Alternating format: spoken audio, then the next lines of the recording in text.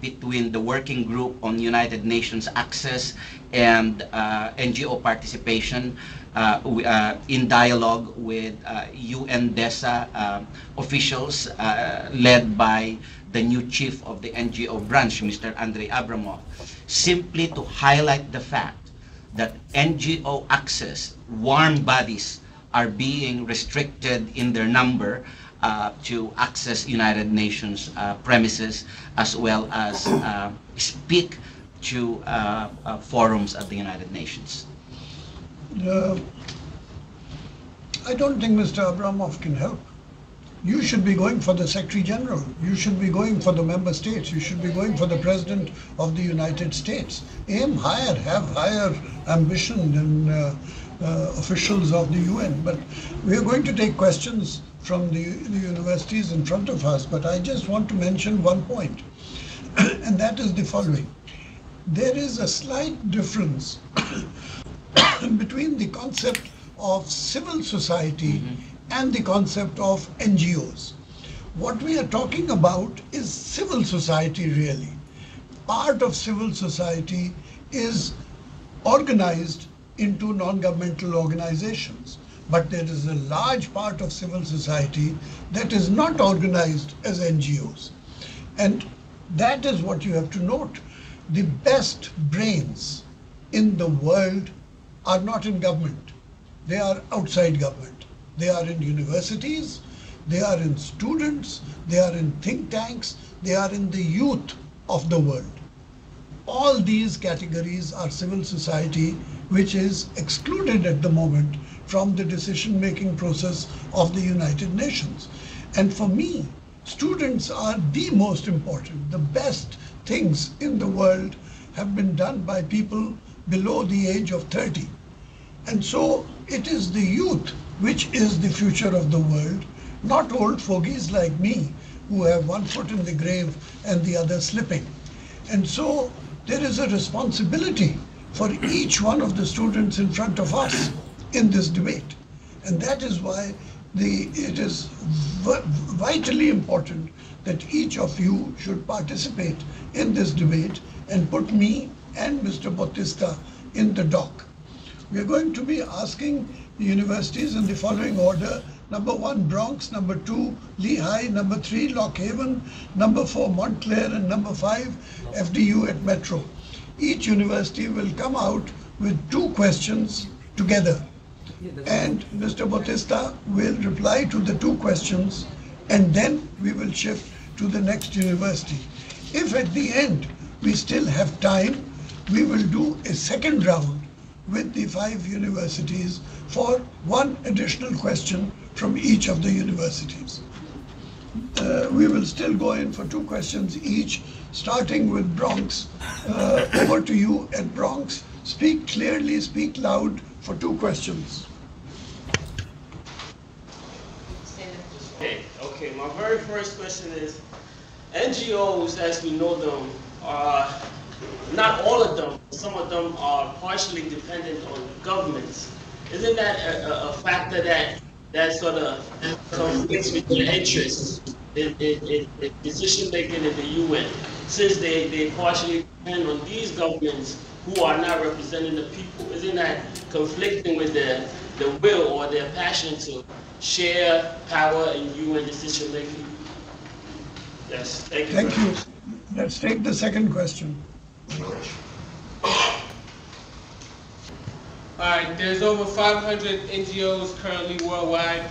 My question for Mr. Bautista, what are you doing to encourage more organizations to join the NGOs, to your organization, CoNGO? And how would that, if there were more, affect your stance in the UN? Okay, thank you very much. 2 questions. The first is that NGOs are dependent on governments, and I suppose the idea is that funding of NGOs comes from different sources and government funding is an important source. How do you deal with this problem? Because he who pays the piper calls the tune.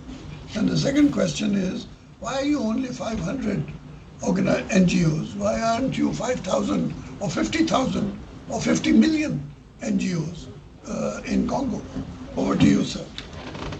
Thank you very much for those two questions, and the core of those questions belong rightly into some of the most important aspects of NGO work. One has to do with independence, actually, which is that non-governmental organizations should be independent from government, that it must be able to present not just an alternative but a credible view, and therefore the principles that CoNGO, especially under my presidency, has been the principles of accountability, transparency, and responsibility, so that even when it receives funds, it must be able to publicly declare where those funds come from. And CoNGO receives government funding from, it's very public, for example, that CoNGO receives support from the Swiss Development Agency, DESA, which is the development agency of the Swiss government. But CoNGO relies heavily on membership dues of its members. The membership due is $300 for a full member, meaning an NGO that has a consultative relationship with the United Nations, be it roster, special, or general consultative status, and then $100 annually for NGOs that have special arrangements, special consultative relations with specialized agencies of the United Nations, or have been accredited in one way or another to a United Nations conference, be it with the Information Society process, be it in a Sustainable Development Conferences of the 1990s, or NGOs that belong to the Department of Public Information non-governmental arrangement. And so it's about 645 now, the members of CoNGO. And it is a small number precisely because it only captures most of those that have consultative relationship. The bigger number of NGOs related to the United Nations find themselves in the NGO DPI configuration. So there are thousands in the DPI NGO group compared to 640 or so with CoNGO. The CoNGO fund raises for the core of its program, which is to be able to meet annually, number one, to address the annual sessions of the Economic and Social Council, the very body that is lodged the responsibility to accredit, for example, to its NGO committee, accredit non-governmental organizations who have intention to consult and be consulted on many issues of their expertise. And therefore, as you come to the NGOs in consultative relations, the number is much smaller. There is no denying the fact that there are other NGO formations like Civicus that does not limit itself to NGOs working at the United Nations, but certainly they find themselves in the same venues as CoNGO does in a number of international forums, be it on sustainable development, be it on issues of disarmament or migration, or the whole discussion of the economic and financial crisis.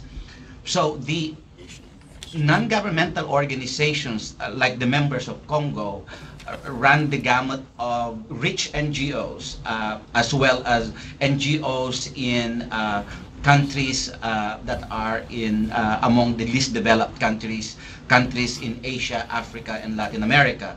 And the challenge for me since I assumed leadership is that CoNGO, for what used to be its about 500 members, were centered in the north. They are NGOs that found representatives in New York, Geneva, and Vienna, the traditional UN centers, and there was no meaningful participation of non-governmental organizations in countries in Asia, Africa, and Latin America. And therefore, in the last 20 months, I have been focusing on what I call the regionalization of CoNGO, which is that no longer should CoNGO hold its meetings alternating among New York, Geneva, and Vienna, but that for the first time